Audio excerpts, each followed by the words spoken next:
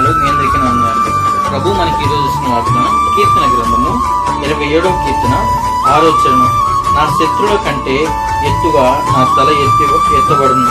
Praise lord.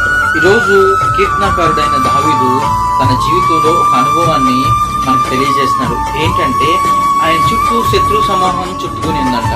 ఆయన చుట్టూ ఎంతమంది అంటే ఆయన్ని బతకనివ్వకుండా ఆయన అర్థం చేద్దామని శత్రు సమూహం ఉంటే ఆయన దేవాతి దేవునితో చెప్తున్న మాట ఏంటంటే, నా శత్రువులు కంటే ఆయన నన్ను ఎత్తుగా ఉంచుతాడు అని గొప్ప విశ్వాసంతో ఎప్పుడైతే ఉన్నాడో బలమైన గొలియాతును కూడా బలహీనుడైన దావీదు జయించాడు.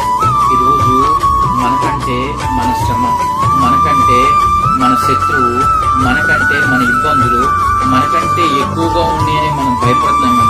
ఈరోజు ప్రభువారు ఏమని చెప్తున్నారు తెలుసా? దావీదు ఏ విధంగా అయితే ఎత్తుగా ఉన్న ఆ శత్రువు కంటే తనని ఎక్కించగల దేవుడి వైపు చూశాడు. అప్పుడు తన జీవితంలో గొప్ప కార్యం చూశాడు.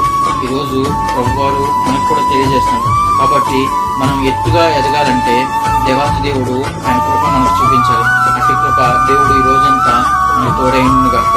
ఆమె ప్రార్థన చేసుకున్నాం. మహాపరిశుద్ధుడు, మహాగండు, మహోన్నతుడైన దేవ, గొప్ప దేవ, నీకు వందనాలు స్తోత్రాలు చెల్లిస్తున్నాను దేవా.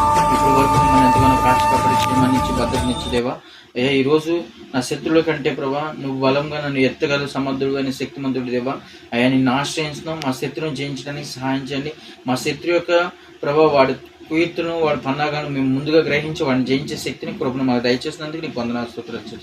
సమస్త ఘనత మహిమ ప్రభావాలు మాత్రం పొందుకుని యేసు పరిశుద్ధ నామమున వేడుకుంటున్నాను.